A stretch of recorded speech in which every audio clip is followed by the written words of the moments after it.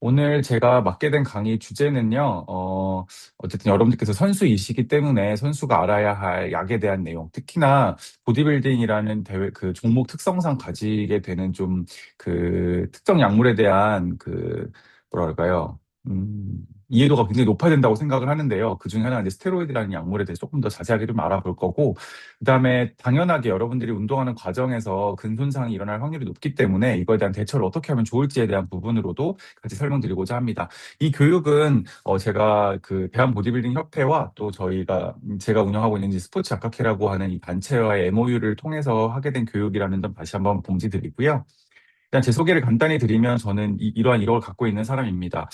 스포츠 약학이라고 하는 영역에 관심이 좀 있어서 집단을 만들게 됐고요. 한 200여 분의 약사님들과 함께 도핑에 관련된 또는 그 스포츠 영양 또는 뉴트리션에 대해서 관심이 많아서 이 부분에 대해서 학회를 만들고 운영을 하고 있는 사람입니다.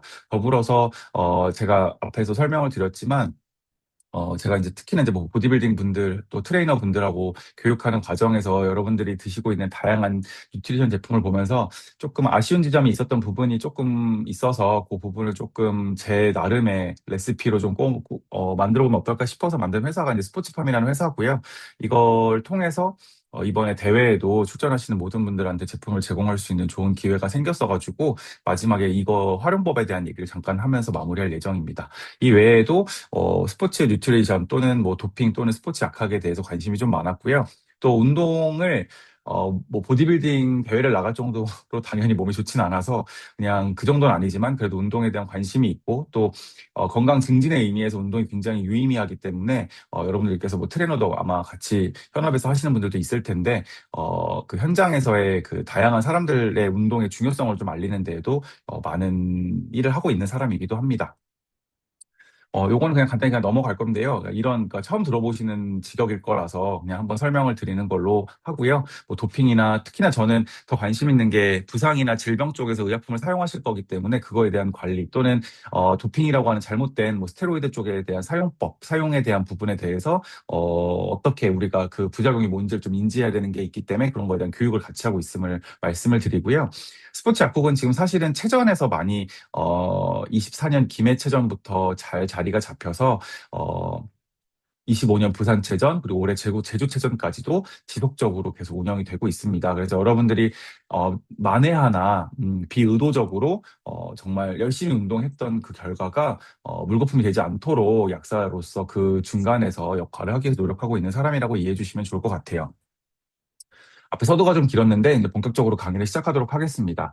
여러분께서는 이제 다양한 약을 먹게 될 겁니다. 여기서의 약은 굉장히 다양한 의미를 가질 거라 생각을 하는데요.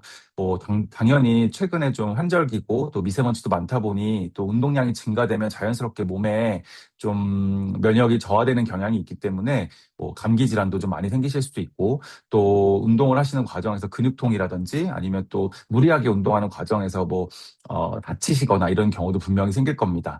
다만 다양한 대회에서 또 운동하시는 선수분들 입장에서는 그 도핑이라는 영역에서 되게 예민하실 수밖에 없을 텐데요.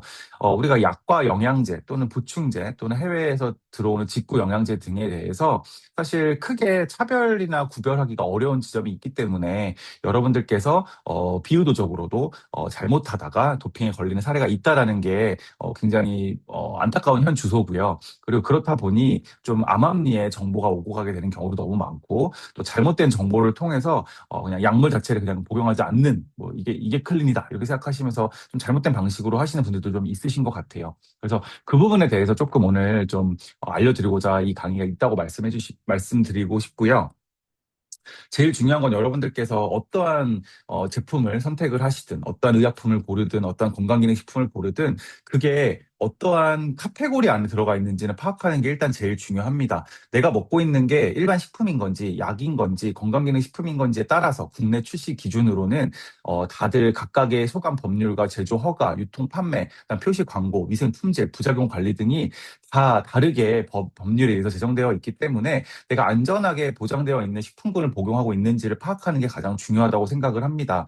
단순하게 어떤 유명 선수가 사용한 거 아니면 내가 뭐 광고를 보고 한 거, 저렴한 거, 뭐 이렇게 판단하기보다는 어차피 내 입으로 들어가는 거고 내가 운동을 함에 있어서 영양가로 활용되어야 되는 거기 때문에 그런 부분에서 어떠한 카테고리 안에 들어가 있는 것인지를 잘 파악하는 게 중요하다는 말씀을 꼭 드리고 싶어요.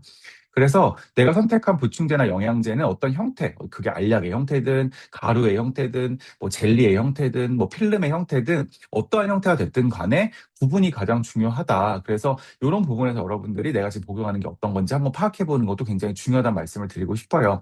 사실 지금 대회가 일주일밖에 남아있지 않은 시점이라 여러분들께서 막 이런 걸 판단하는 건 어려우실 수 있긴 하겠지만 뭐 사실 컨디션 안 좋으실 수도 있고 힘드실 수 있지만 그냥 이거는 흘려 들으시면서 나중에 한번 다시 강의를 한번 확인해 보시는 것도 좋다 생각이 듭니다.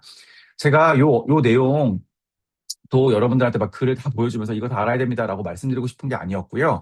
앞에서 말한 것처럼 내가 먹는 영양제나 보충제 중에 혹시 여러분들이 의약품 또 약국에서 구매한 영양제가 있는지 좀 궁금한 것도 있었어요. 제가 앞서서 그 세계선수권 나가셨었던 보디빌딩 그 국가대표 선수분들하고도 그 상담을 해봤던 여러 가지 사례 결과를 모아봤을 때는 대부분 의약품 영양제는 복용하지 않는 결과가 많았고 대부분 직구 영양제를 복용하시더라고요. 그래서 거기에서 제가 들었던 생각은 의약품이 앞서 말했던 다양한 기준 중에서 가장 국내에서는 높은 기준에 한해서 작용이 되는 카테고리이기 때문에 여러분들이 이거에 의한 다양한 문제점이 생겼을 때 그거에 대한 보상이나 또는 정확한 효과에 대한 부분도 볼 수 있는데 그걸 좀 놓친다는 부분이 좀 아쉬움이 있었기 때문에 좀 강조를 하고자 가져온 건데 우리가 약이라고 하면 대다수 그냥 약을 먹으면 아플 때 먹는 거 또는 뭐 도핑 뭐 이렇게만 생각을 하시는 경우가 있는데 약이라고 하는 거에서 여러분들이 생각하는 그런 아플 때 먹는 거는 이제 병리적이란 거라면 사실 생리적 기능 여러분들의 정상적인 그 생리적 기능을 도와주는데도 약이 사용될 수 있다는 게 굉장히 중요합니다. 그래서 사실 비타민 C도 영양제 비타민 C가 비타민 의약품으로 나오는 영양제도 있고 건강기능식품으로 나오는 것도 있고 식품으로 나오는 비타민 C도 있거든요. 근데 앞서 말한 것처럼 비타민 C에 대한 부분으로만 생각했을 때도 유통이나 판매, 뭐 위생 품질, 제조 허가적인 부분에서는 가장 의약품으로 나오는 비타민 C가 높은 그 수준으로 관리되고 있는 거기 때문에 저는 개인적으로 의약품을 추천을 드리는 편이긴 합니다. 그래서 그런 관점으로 약이라고 하는 게 단순하게 아플 때만 먹는 게 아니라 이런 식으로 우리가 어떤 다양한 상황에서도 약을 복용할 수 있구나라는 걸 인식하셔야 되는 게 일단 중요하다고 말씀을 드리고요.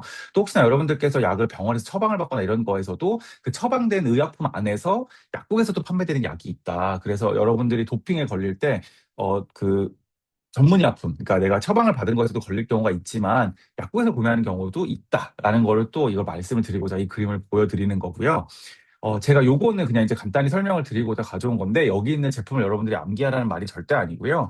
당연히 여러분들이 가서 나는 선수다. 약국에 가서 내가 지금 아프시다면 내가 도핑을 피할 수 있고 지금의 컨디션을 빨리 회복해야 일주일 이내에 또 다시 또 경기에 들어갈 수 있기 때문에, 어떻게 해야지 빨리 나을 수 있을지 또 어떻게 해야지 내가 지금 이 증상, 뭐 기침이 있다, 가래가 있다, 콧물이 있다, 열이 난다라는 걸 제거할 수 있을까라는 방향으로 갈 때는 여기 나와 있는 수많은 제품들 중에서 사실 여기 있는 제품들은 사실 지금 다 제 기억에 걸리는 제품을 쓴 거긴 한데 이 안에는 요 성분이 들어가 있어요. 그래서 여러분들이 나중에 기침 감기약을 봤을 때 요 성분이 있으면 사실 이건 상시금지이기 때문에 무조건 도핑에 걸리는 약물이라 유의해야 되는 약이거든요. 그래서 요것만 제외하는 거. 근데 사실 요거가 없는 약도 굉장히 많습니다. 내 증상에 맞게 약을 쓸 때면 그러니까 그걸 꼭 말해 주시는 게 중요하다는 말씀을 드리고 여러분들이 이제 몸살이 있다라고 하면 종합감기약을 드시는 경우가 있어요. 뭐 판피린이나 판콜 뭐 이런 거 드시는 경우도 있는데 거기에는 슈도에페드린이라고 하는 그 도핑 금지 물질이 포함이 돼 있습니다. 그래서 요거 또한 굉장히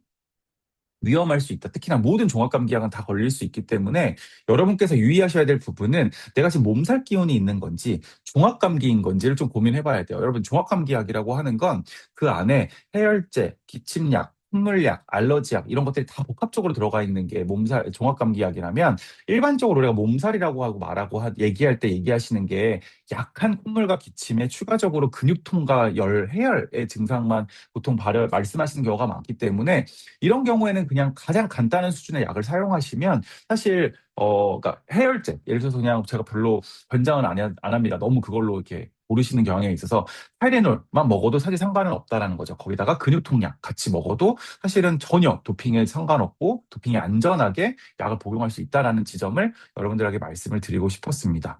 그래서 요거는 제가 또 그냥 넘어가자 뭐 자세히 설명 안 할 건데요. 그냥 위에 나와 있는 이런 기침약 함부로 샀다가는 메틸에페드린이나 트리메토키놀이라고 하는 상시금지 물질이나 그러니까 금지 물질, 도핑 물질이라고 먹을 수 있겠구나라는 판단을 하시라고 이걸 한번 적어 드린 거고 밑에 있는 성분들이 대체해서 선택할 수 있는 다양한 약들이 있다. 제가 이 아세틸시스테인이라고 하는 거 그냥 한번 말씀을 드리고 싶은데요. 사실 아세틸시스테인이라는 게 가래를 녹이는 약으로 약국에서 많이 이제 일반 약으로도 판매가 되고 그다음에 전문의약품 처방도 나오는데요. 사실 외국에서는 NAC라고 검색을 하시면 직구 영양제 중에 항산화제라고 영양제가 많이 나오기도 합니다. 그러니까 N아세틸시스테인 자체가 항산화 감보 효과도 같기 때문에 제가 개인적으로 가래가 있으신 분들이 기침약을 찾는다고 했을 때는 이 아세틸시스테인 성분의 약을 선택하시는 게 굉장히 유용할 거라는 생각이 좀 들었어요. 그럼 직구 영양제 먹으면 되지 않을까요? 라고 말씀을 또 하실 분이 있겠지만 제가 앞서도 말씀드린 것처럼 같은 아세틸시스테인이 써 있다고 해서 그 제품군의 품질이나 이런 부분이 모두 보장되는 것이 아니기 때문에 가장 높은 수준의 의약품으로 나오는 제품이 있다고 한다면 요걸 선택하는 것도 나쁘지 않다라고 판단을 합니다. 그래서 여기 나와 있는 것처럼 저는 가래에 있는 분들한테는 아세틸시스테인 제제를 보통 선택을 드릴 것 같아요. 운동하시는 분이라면. 그래서 이렇게 선택할 수 있다. 그리고 여러분 뭐 스트랩실이나 뭐 모가푸네 같이 일반 시중에 판매되는 진통 소염제 성분의 의약품이 있습니다. 사탕제고요. 트로키제라고 얘기를 하는데 내가 목이 많이 부었거나 목이 아프다라고 했을 때는 이런 부분을 또 활용해 보시는 게 통증 소염 작용에 도움을 주고 있기 때문에 유익할 수 있다. 이런 말씀을 꼭 드리고 싶어요.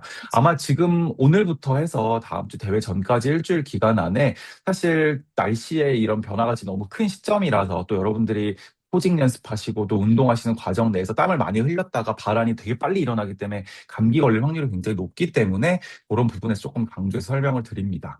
비염 약들, 콧물 코막힘 약들은 대부분 걸려요. 왜냐하면 그 콧물 코막힘 약이 수도 에페드린이기 때문에 대표적인 게 액티피드지만 액티피드 외에도 굉장히 다양한 약들이 도핑에 적발될 수 있는 약입니다.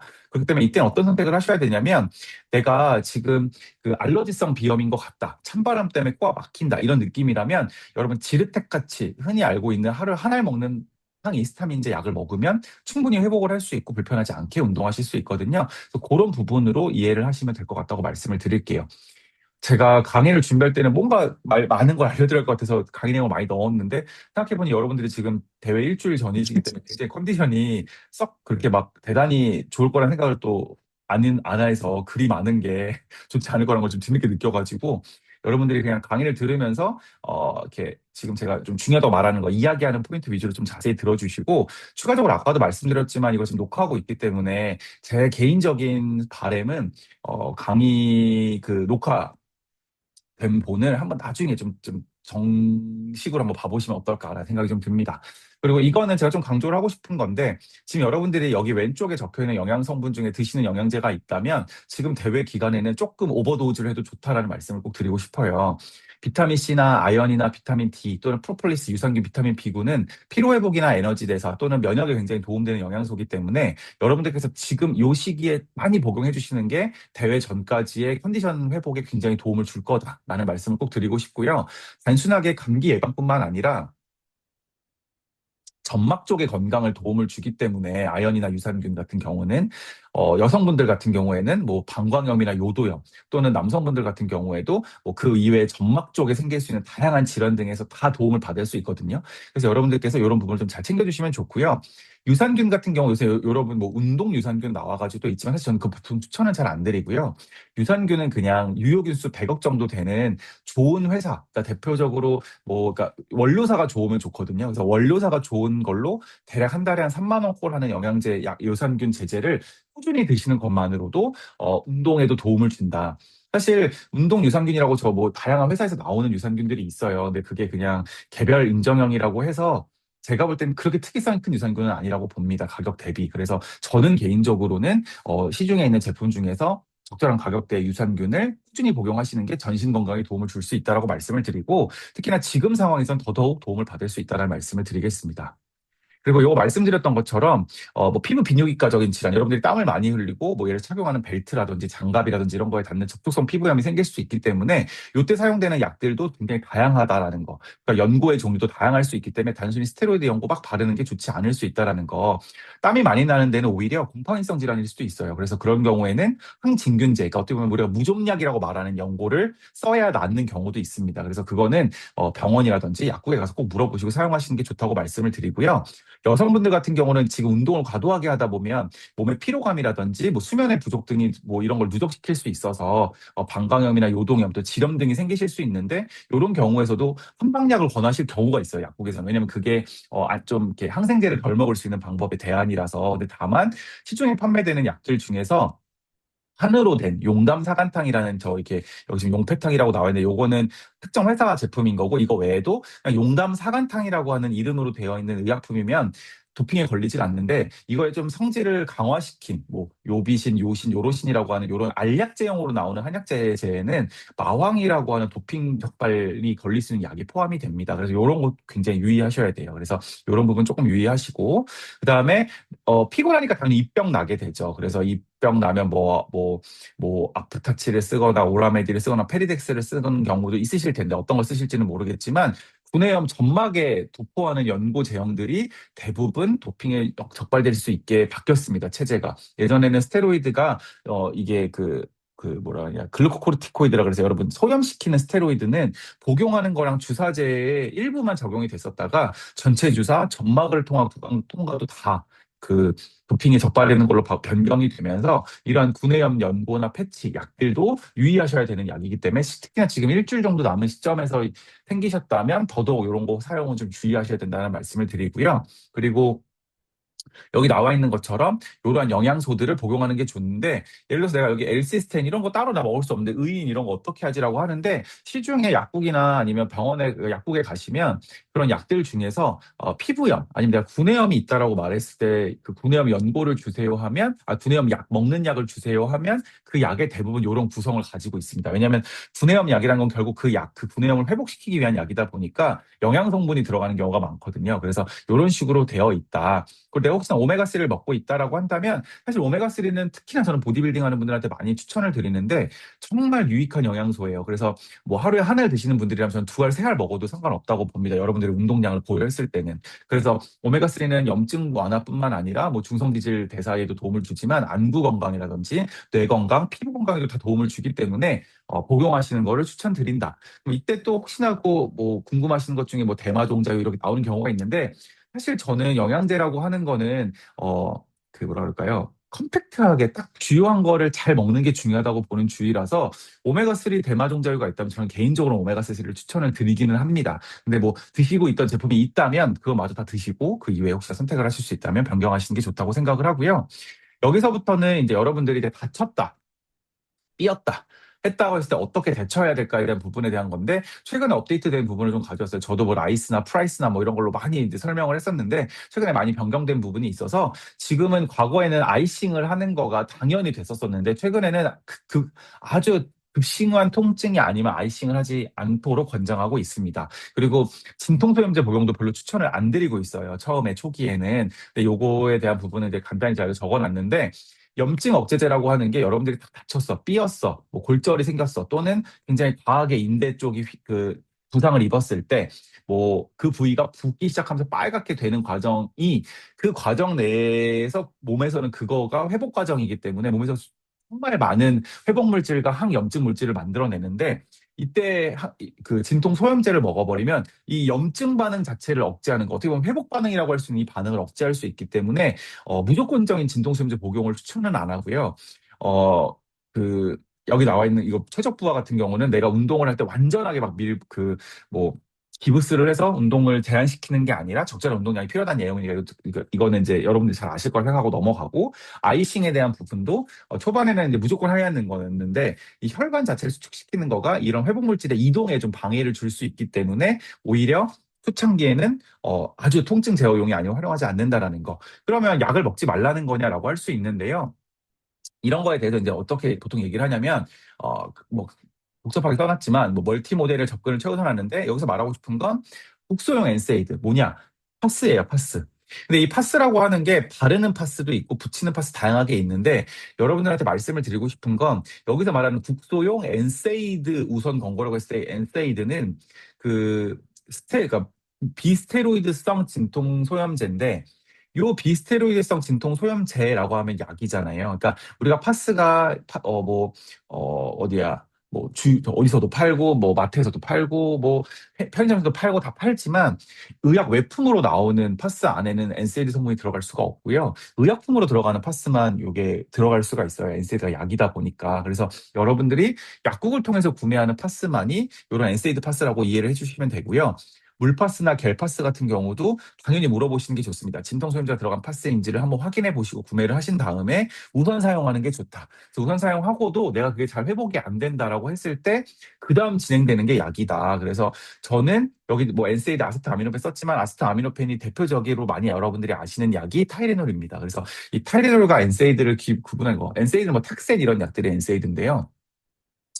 기본적으로 추천을 하는 거는 그래도 어쨌든 아프니까 약을 먹어야 된다면 내가 병원에 가서 처방을 받는다면 보통 이제 그냥 엔세이드만 나올 텐데 약국에서 내가 약을 구매해야 될 수 있는 상황이 됐다. 추천을 받을 수 있는 상황이 됐다라고 한다면 저용량의 엔세이드와 저용량의 아세트아미노펜을 먹는 게 도움이 된다. 그러니까 어떤 한 약을 고용량 복용하는 것보다 차라리 낮은 약 다른 기전의 두 약을 먹는 게 훨씬 더 진통 효과가 크다는 다양한 연구가 있습니다. 그래서 제가 나중에 기회가 되고, 혹시나 제가 지금 다양하게 블로그도 운영하고 인스타그램도 운영하기 때문에 궁금하시면 질문 주셔도 되지만, 그냥 여기서 말씀을 드릴 수 있는 선에서라면, 이부브로펜이나 덱시부브로펜이라고 하는 진통소염제 성분 저용량으로 나오는 거 하나를, 타이레놀 하나를 같이 먹는 게 가장 효과적인 진통 잡는 효과다라고 그냥 러프하게 말씀을 드리고 싶어요. 그래서 거기에 파스를 잘 활용을 하면 훨씬 더 내가 지금 초기 회복 상황에서 빠르게 회복을 할 수 있다라는 부분. 더불어서 당연히 영양이랑 휴식도 당연히 더불어 져야겠죠. 그러니까 이거는 이제 약적 관점이니까. 여기까지 이제 아픈 얘기였고요. 그래서 지금부터는 이제 여러분들이 조금 관심이 있어 하셔야 할 스테로이드에 대한 얘기를 조금 가져오려고 했어요. 사실 저는 대회 전이고 대회가 이제 일주일밖에 안 남았기 때문에 여러분들이 설마 이렇게 생각하고 이런 거에 대한 생각을 하시지 않는 분들만 보통 이제 이런 대회에 참여하실 걸 생각해서 생각 안 하고 있었다가 또 협회 측에서도 굉장히 강조하시는 부분이고 특히 당연히 도핑하면 당연히 안 되는 거고 그 도핑의 가장 어떻게 보면 시그니처가 되는 약물이 이 스테로이드다 보니 이거에 대한 우리가 지식과 이해가 명확하게 있어야 내가 하고 안 하고에 중요한 게 아니라 여러분들이 선수이자 또 추후에 교육자가 계실 거고 또 많은 주변에 운동하는 분들이 많으실 거기 때문에 이거에 대한 올바른 정보를 가지고 있는 것이 이 보디빌딩이라는 스포츠가 좀 더 양질의 또 좋은 스포츠로서 확산될 수 있다라고 생각하신 것 같아요, 협회 측에서. 그래서 제가 그 부분에 잘 이해를 해서 이런 부분으로 또 강의 부분을 좀 준비를 해봤습니다. 그래서 여러분들께서 당연히 스테로이드 너무 많이 들어보셨을 거고 주변에 혹시나 너무 안 좋은 이야기지만 제 입장에서는 스테로이드 약물을 한 사람들도 주변에 있었을 거라고 생각을 합니다. 그래서 어찌됐든 간에 그거가 왜 안 좋은지를 좀 알아보는 시간을 가져볼 건데요. 효과가 좋을까라고 물어보실 겁니다. 당연히 어디는 어디 카페에서 봤더니 어디 논문을 봤더니 도움이 된다고 하던데 실제로 도움이 됐던데 어, 여러분들이 보시는 건 되게 빙산의 일각일 수 있고요. 그리고 일단 여기 나와 있는 것처럼 그 논문이라고 하는 것들은 굉장히, 통제된 상황으로 진행되는 실험입니다. 그러다 보니 일단은 기본적으로 여러분들이 생각하는 것처럼 내가 그냥 쓰는 거가 이 결과를 믿고 쓸 수 있다라고 말할 정도로, 어, 일수 없다라는 거죠. 왜냐하면 나 같은 생활 습관을 갖고 있을 때 약물을 사용했다라고 보장하는 것이 아니라 특정한 실험 조건을 만들어 놓고 하는 거기 때문에 그래서 그 부분이 굉장히 위험할 수 있다. 그리고 실질적으로 이 스테로이드의 과사용에 대한 부분에 대한 그 부작용에 대한 보고는 너무너무 많이 나오고 있습니다. 그래서 그 부분은 특히나 왜 그러냐면 여러분들이 약물을 사용할 때 치팅의 의미인 거잖아요. 도핑은 어떻게 보면 좀 나쁜 의미로. 그 말은 지금 무슨 뜻이냐면 내가 어 과다 복용할 수밖에 없는 상황을 연출합니다. 여러분들이 감기약을 먹을 때, 내가 타이레놀을 먹을 때 하루에 열 알을 막 먹으시는 분은 없을 거예요. 왜냐하면 한 알 먹어도 충분히 열이 떨어지니까. 그리고 그게 보통 약국에서도 한 알씩 하루 세 번 드세요. 또는 많이 먹어도 하루 여섯 알까지입니다. 보통 말씀을 드리는데 그런 타이레놀에 대한 부분에서도 내가 막 열 알 먹으면 그거 너무 많은 거 아니야? 이렇게 판단을 하실 텐데 실질적으로 우리가 이 스테로이드라는 약물은 이 남성성의 저하라든지 아니면 근육에 대한 위축이라든지 이럴 때 약물을 실제로 사용을 합니다. 그래서 이런 부분으로 이제 처방이 나오고 이제 약물이 사용될 수 있는 의약품인데요. 이 의약품에서 말하는 치료 용량에 대비해서 실제로 우리가 도핑을 한다라고 하시는 분들에서에 대한 이제 이런 사용 용량을 보면 대략 6배에서 20배 이상의 약물을 사용을 하십니다. 그러니까 그 말은 이 약이 기본적으로 약은 독증약, 약증독이라고 해서 독일 수 있는 부분, 그러니까 부작용을 감수하고 내가 이득을 위해서 참고 쓰는 부분이 분명히 있어요. 타이레놀조차도 내가 진통 해열 작용을 갖지만 간독성을 갖고 있습니다. 근데 그 간독성을 갖고 있는 그 리스크에 비해서 진통 해열에 대한 베네핏이 워낙 크기 때문에 저용량으로 사용하는 거거든요. 근데 지금 이 스테로이드 같은 경우는 내가 생각하는 거에 비해서 굉장히 과다한 양을 사용을 한다라는 건 기존 용량에도 독성이 있기 때문에 그 독성을 최소화하기 위한 용량을 100ml로 잡았는데 그거에 대한 6배, 20배라면 더 말할 게 없겠죠. 그러다 보니 당연히 심혈관계, 근파열, 골질환, 간질환, 암 등 수많은 질환을 유발할 수 없다. 유발할 수밖에 없다. 왜냐?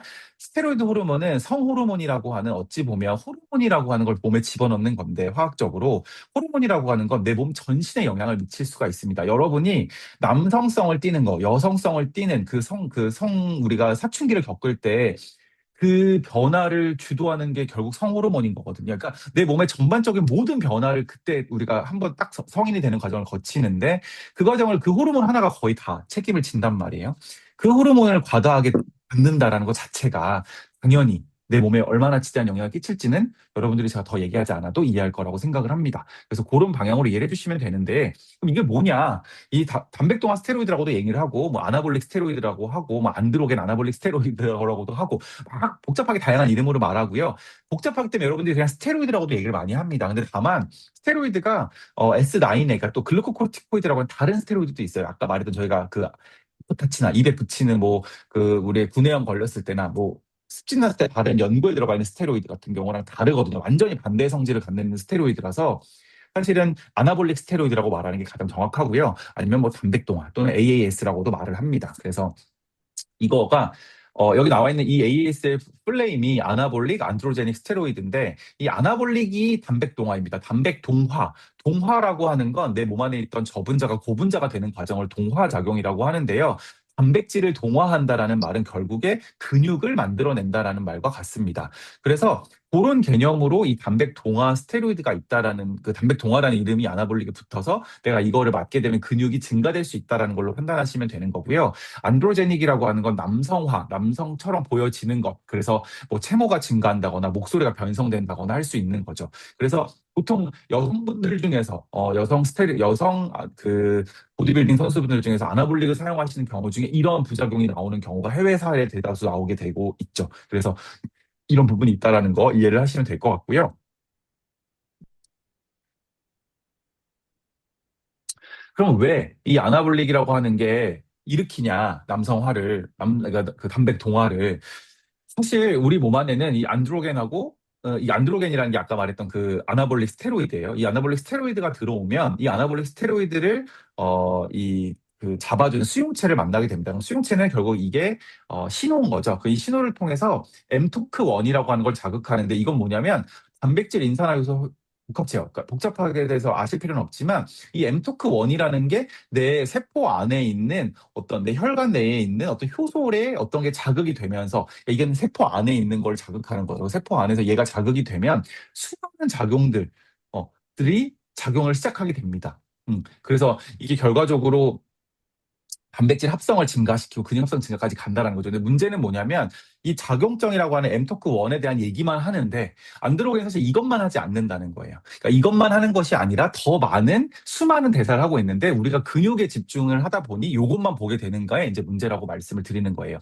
그러니까 일단 사람들이 관심을 갖는 건 이런 작용을 갖기 때문에 근육이 증가되는구나라고 생각할 수 있지만 그 외에도 아까 말씀드렸던 이 수많은 부작용이 왜 일어나는지에 대한 건 뒤에 좀 제가 설명을 드릴 겁니다. 그래서 요거는 그냥 왜냐면 제가 이걸 하면서 제가 뒤에 이런 얘기를 왜 굳이 뒤에 붙이냐면 그렇기 때문에 그럼 쓰면 되는 거 아니야라고 판단하시는 경우가 있기 때문에 이건 그냥 생리학적 지식이다라고만 이해해 주시면 될 것 같고요. 테스토스테론의 구조 이것도 그냥 아시면 되는데 이 제가 요 오른쪽 그 곰돌이 왼쪽에 있는 요게 이 몸 안에서 나오는 내인성 테스토스테론의 구조라고 한다면 밑에 나와 있는 것이 대표적인 이 아나볼릭 안드로제닉 스테로이드 결국에 화학적으로 합성된 스테로이드의 구성입니다. 보면 되게 구조가 비슷하다라는 느낌을 좀 받아보시라고 가져온 거예요. 그래서 요렇게 비슷하게 구조가 되어 있고, 이 오른쪽에서는 이 그 되게 복잡한 그림을 제가 왜 가져왔냐면, 이 테스토스테론이라는 게 몸 안에 들어가면 다양한 대사를 거쳐서 여기 다양하게 뭐 에피토스테스테론, 여기 나와 있는 대로 뭐 에티오콜라노론 등등 형태를 변형시킨다. 음. 이러한 변형 과정을 통해서 남성화에 다양하게 또 대사물이 만들어지는데, 이거랑 구조가 전혀 다른 형태를 갖고 있다라는 거를 이제 이 그 스테로이드로 갖는다라는 걸 이해하시면 될 것 같아요. 그러면 이렇게 구조가 다르게 만들면 왜 얘네랑 다를까? 왜 이걸 주사로 맞을까? 라고 생각하실 수 있는데, 첫 번째로는 우리가 아까 말했던 요 17번, 이게 17번 자리예요. 근데 뭐 중요하진 않지만 요 자리에 이 메틸기라고 하는 거, 짝대기 하나가 그려지게 되면 굉장히 간에서 오래 있게 하게 만듭니다. 그 말은 무슨 뜻이냐면 얘가 오래 유지되게 한다라는 거예요. 그러니까 우리가 남성 호르몬이 계속 나오면 안 되기 때문에 남성 호르몬도 몸 안에서 대사가 되면 사라지게 되는데, 이 대사 속도를 늦추게 됨으로써 내가 느끼기에는 숨 쉬어도 근육이 붙는다는 느낌을 받게 얘가 해주는 거죠. 다만 이 간에서 얘가 계속 유지되는 동안 간은 얘를 해독시키기 위해서 끊임없이 계속해서 일을 해야 하고 소모될 수밖에 없는 과정을 거친다라고 이해를 해주시면 될 것 같아요. 즉, 내가 이거를 하는 과정에서 내 몸 안에 그 간의 부담감이 점점 커지게 되다 보니 황달이나 간암이나 간염이나 이런 수많은 간 수치에 영향을 미칠 수 있는 것들이 생길 수 있다. 근데 여기 계신 분들 중에 뭐 속된 말로 고인물이신 분들도 분명히 있으실 거라, 그래서 우루사 먹던데, 뭐 실리마린 먹던데.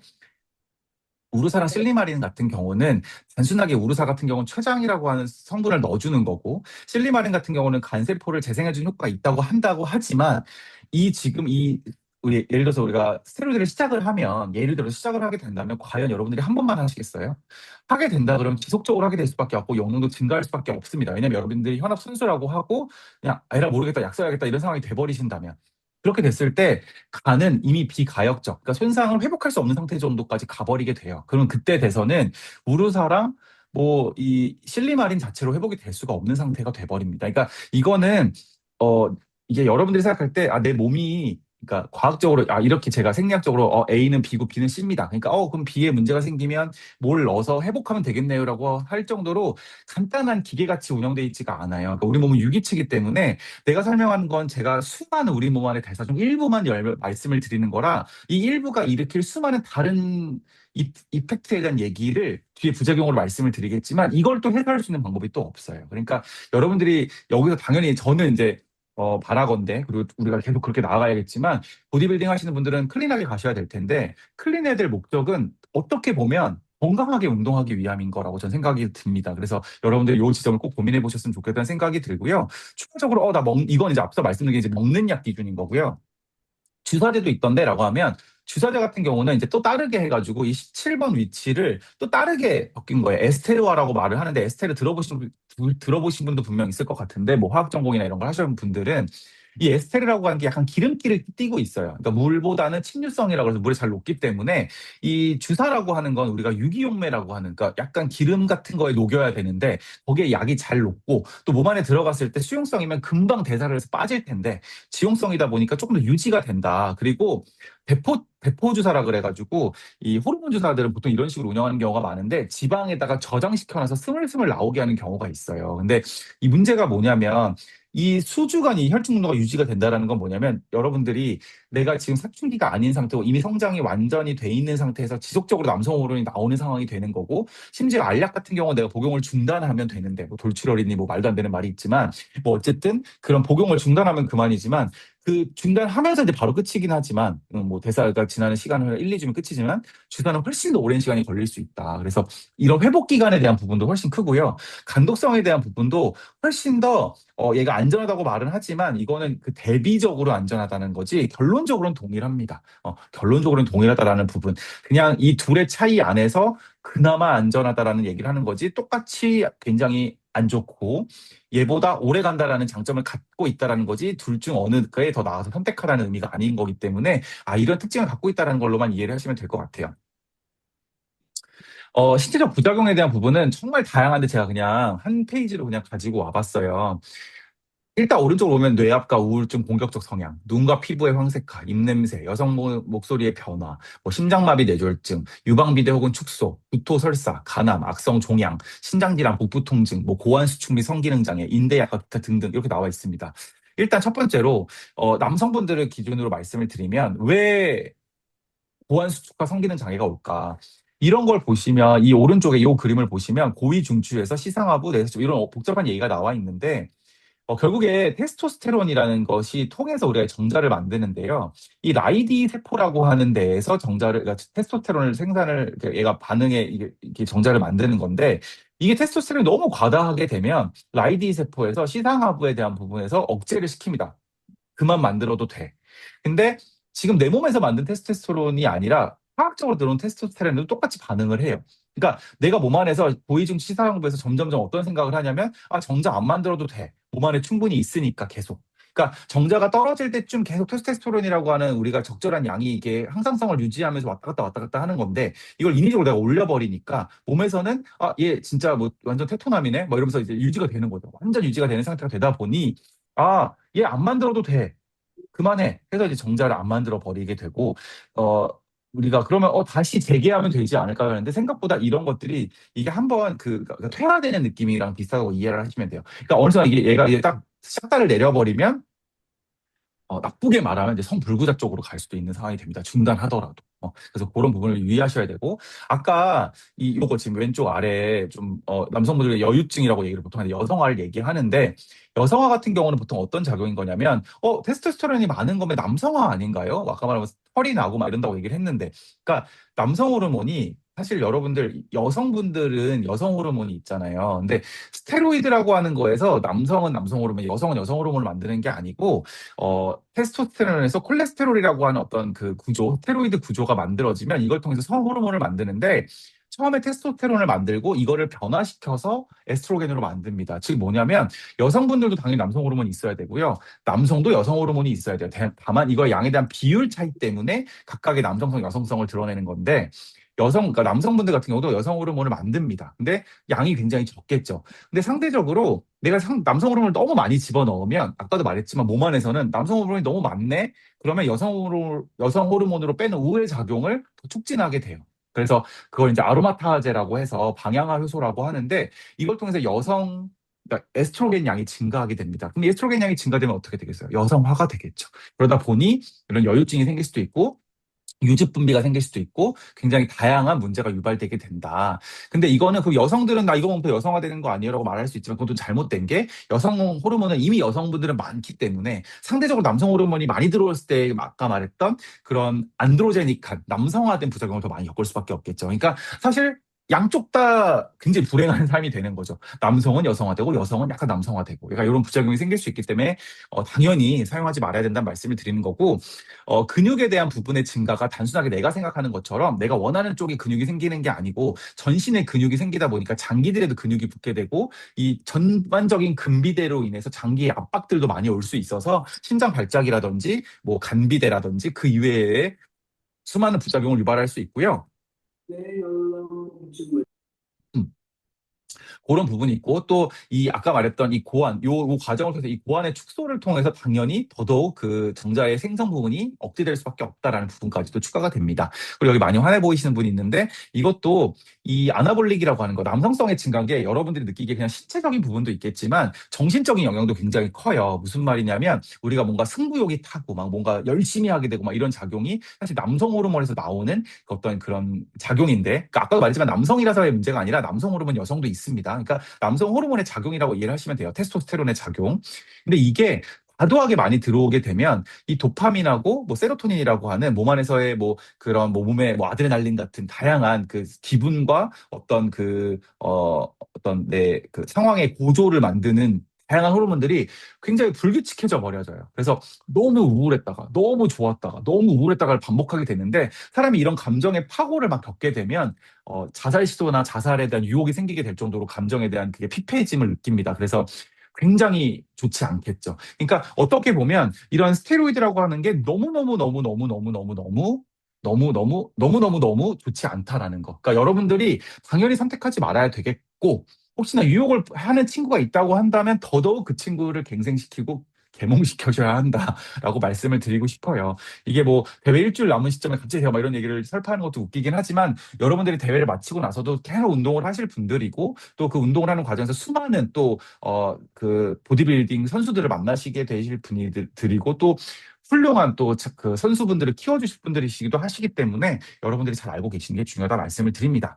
그리고 청소년기로 말씀을 드리면 학생분들 중에 여기 이번에 뭐 학생은 아니고 어쨌든 좀 성장기에 있는 분들이 스테로이드를 복용하게 될 경우에는 이게 에스트로겐이라고 하는 거가 이 연골세포의 증식을 중단시켜 버려요. 그래서 이 연골을 그냥 딱딱하게 만들어 버려서 골단 융합이라는 형태를 만들어서 이렇게 성장판 닿게 하거든요. 근데 아까도 말씀드렸지만 이 테스토스테론을 예를 들어서 내가 막 중학생, 고등학생 친구가 맞게 돼 버리면 이 성장해야 될 부분이 막혀 버리기 때문에 키의 성장이 막혀 버리고 그냥 끝나 버리는 거죠. 그러니까 여기 나와 있지만 유전적으로 자랄 수 있는 자녀 키를 상실할 수밖에 없는 상황이 된다. 그래서 이 부분에서도 우리가 조금 잘 인지를 하셔서 보통 여성분들은 18살에서 19살까지 큰다고 얘기하고 남성분들은 24살까지도 성장판이 열려있다는 얘기를 많이 하거든요. 그럼 그 시기에는 학생의 문제가 아니라 내가 23, 4까지 성장판이 열려있는 상태라고 고려한다면 그거를 강제로 닫게 하는 상황인 스테로이드의 뭐 섭취나 이 복용이나 아니면 주사 행위를 하지 말아야 된다는 걸 다시 한번 깨닫게 되죠. 그래서 저는 이제 여기까지 해서 이제 강의는 마무리가 되는데, 이게 운동 선수에 대해서 이제 안전한 약국 이용법을 여러분들한테 마무리하면서 알려드리려고 하고, 뒤에 이어서 이제 제가 어쨌든 여러분들한테 제품 후원을 하게 되어서 그 제품에 대한 소개를 잠깐 해드리고 강의를 마무리하려고 합니다. 일단 첫 번째로 여러분들한테 꼭 말씀을 드리고 싶은 건, 여러분들이 어느 약국을 가든 어느 병원을 가든 나는 선수라고 꼭 말씀을 하셔야 돼요. 저 운동 선수예요. 라고 말씀을 꼭 해주셔야 상대가 긴장합니다. 그러니까 긴장하는 건 중요한 거고 좋은 거예요. 왜냐하면 나를 상담할 전문가가 긴장한다라는 건 나에 대해서 조금 더 자세하게 설명해 줄 수 있는 상황이 되는 거기 때문에 여러분들이 반드시 선수임을 밝혀야 되고 내가 약을 선택할 때는 대부분 여러분 뭐 타이레놀 주세요. 무슨 뭐 주세요. 이지엔6 주세요. 이렇게 말씀을 하시는데 여기서는 지금 성분명으로 확인하긴 거고 증상을 말해야 돼요. 내가 어디가 아프다. 저 선수인데 어디가 아프다. 그래서 어떻게 도핑에 안전하게 약을 먹을 수 있냐라고 말씀을 해주셔야 됩니다.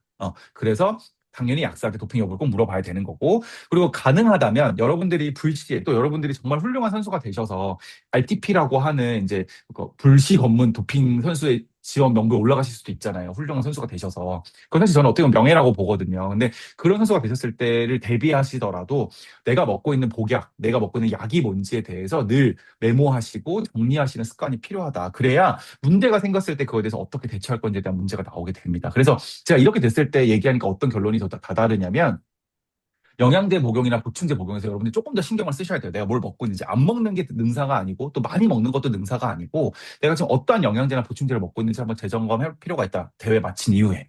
그렇게 한번 고민해 보시면 좋을 거라는 생각이 듭니다. 제가 여기서부터는 약간 이제 PPL 타임으로 잠깐 넘어가는데요.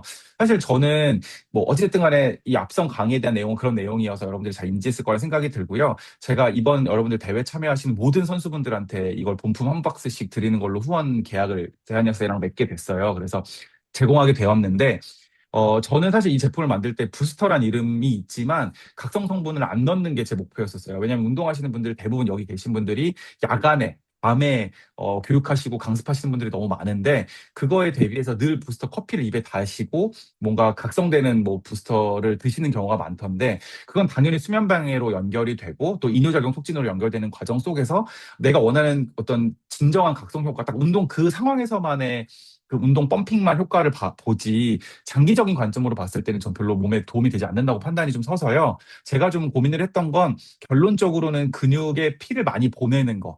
추가적으로 이 근육을 많이 썼을 때 빨리 회복시키는 방향으로 가는 게 가장 제가 생각하는 올바른 방향의 부스터라고 생각을 해서 이런 조합을 하게 됐어요. 그래서 아르기닌 함량 막 6천짜리도 있던데 저는 아르기닌 함량이 높은 게 좋지 않다라는 거에 대한 이론적 배경을 설명을 좀 또 드리면 길기 때문에 말은 안 드리겠지만 아르기닌을 무조건 고함량으로 먹는 것도 좋지는 않고요. 또 이걸 대체해서 비트즙 같은 경우도 이것도 양이 좀 많이 먹어야 되는 거에 대비해서 제가 이번에 최근에 뭐 미국에서 특허 원료를 가져온 거긴 한데 이 S7이라고 하는 성분 자체가 7가지의 뭐 가치 성분을 섞음으로써 이런 논문 효과로서 제가 몇 가지 봤었을 때 운동선수에게 꽤나 좀 잘 적용될 만한, 그리고 해외에서 같은 경우에는 운동선수한테 많이 활용하고 있던 원료였기 때문에 요걸 좀 가지고 와서 여러분들한테 실제적으로 혈행을 좀 촉진시켜주고, 이 혈행의 촉진은 근육의 펌핑감 뿐만 아니라 근육 피로 회복 쪽도 연결되기 때문에 저는 굉장히 듀얼로 양면으로 도움이 된다고 생각을 했습니다. 그래서 요거 뭐 복잡하게 설명을 드렸지만 결론을 말씀을 드리면 저는 그냥 여러분들이 저녁에 먹을 수 있는 부스터.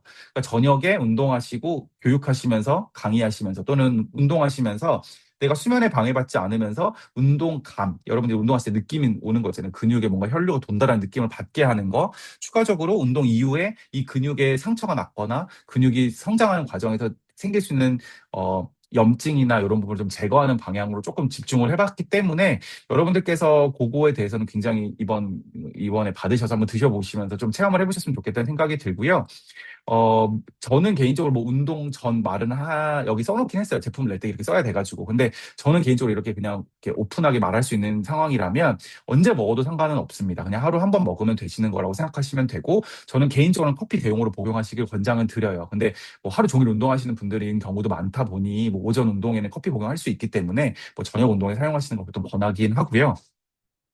제가 그냥 이거는 제가 생각을 해봤어요. 여러분들이 어쨌든 대회가 일주일 뒤시고 일주일 이후에 어쨌든 제가 알기로 현장에서 제품을 제공을 해드릴 거라서 제품을 받으시고 이제 운동 잘 마치시고 입상을 하셨든 안 하셨든 어쨌든 훌륭하게 경기를 잘 마치신 이후에 이 이후에 2주간 이걸 어떻게 활용하셨으면 좋을까? 이게 지금 2주분이거든요. 그래서 일주일 동안은 저는 운동을 안 하시더라도 그냥 매일매일 하나씩 드셨으면 좋겠다는 생각을 했어요. 왜냐하면 이게 제가 말씀드린 요 성분들 자체가 여러분들이 일주일 동안 얼마나 몸을 극한으로 다음 주 동안 또 가져가시겠어요. 그럼 그 과정에서 손상되어 있을 수많은 몸 안에 있는 다양한 염증이나 피로감 등을 빨리 회복시켜줄 수 있기 때문에 요 부분을 좀 잘 복용해 보시는 걸 한번 추천드리고요. 일주일 이후에는 제가 아까도 말했지만 운동 전후 아침 저녁 다 상관없이 그냥 하루 한 번 정도 꾸준하게 복용 한번 해보시면서 알려주시면 좋을 것 같다는 생각이 듭니다. 뭐 제가 추후에 뭐 좋은 기회가 돼서 또 대한 보디빌딩 협회에서 하는 교육 행사나 이런 거에 참여하게 될 기회가 생기면 또 만나 뵙겠지만, 어느 과정에서든 여러분들이 궁금하신 게 있다면 제가 그 필명이 까막약사라는 이름으로 그 인스타그램도 하고 있고 또 블로그에서도 까막약사 약수첩이라는 블로그를 운영하고 있어서 여러분들이 도움될 만한 글이라든지 뭐 정보를 올리고 있고, 이번에 또 대한 보디빌딩 협회랑 MOU 맺으면서 같이 공동으로 글도 같이 쓰고 있거든요. 그래서 여러분들이 궁금한 지점 있으시면 좀 물어봐 주시는데, 제일 안 좋은 건 이거예요. 사진 띡 보내고 이거 뭐예요? 이거 좋아요? 이렇게 말씀하시는 게 가장 불친절하고 저도 불친절하게 답변을 할 수밖에 없고, 정말 여러분들이 고민 많이 해보시고 생각을 해보셨을 때 정말 저한테 좀 이렇게 조언을 구할 만한 부분, 여러분들하고 서로에게 성장이 될 만한 질문을 해주실 수 있는 분들이라면 정말 편하게 많은 질문 해주시길 바랍니다. 최근에 좀 제가 이걸 알리려고 좀 이렇게 좀 큰 약국에만 입점을 좀 하고 있긴 한 부분인데, 어쨌든 이런 부분을 여러분들 꼭 소개를 해드릴 거라서 말씀을 드리고요. 저는 사실 뭐 저가 대회를 떠본 적이 없기 때문에 여러분들의 심정이 지금 어떤지 제가 100% 이해는 못하겠지만, 적어도 여러분들이 저는 여기 이런 지금 교육도 참여하실 정도의 의지가 있으시고 또 이 대회에 참여하실 정도의 대단한 이 열정이 있으신 분들이기 때문에 어쨌든 굉장히 만족하는 경기력을 보일 거라 생각합니다. 그리고 그 과정에서 어떤 결과보다는 여러분들께서, 저는 사실 건강하게 경기를 하시길 바라거든요. 그래서 그 안에서 여러분들이 다치지 않으시고, 그리고 운동 전후 여러분들이 잘 알지만 조급해지면서 놓치게 되시는 수많은 뭐 웜업이나 콜다운이나 뭐 다양한 영양소, 식사, 휴식, 수면 등등등 일주일 동안 어찌 보면 그런 부분에 조금 더 오히려 집중을 해보시는 게 더 나은 경기력을 보여주는 데 도움이 될 거라는 생각을 합니다.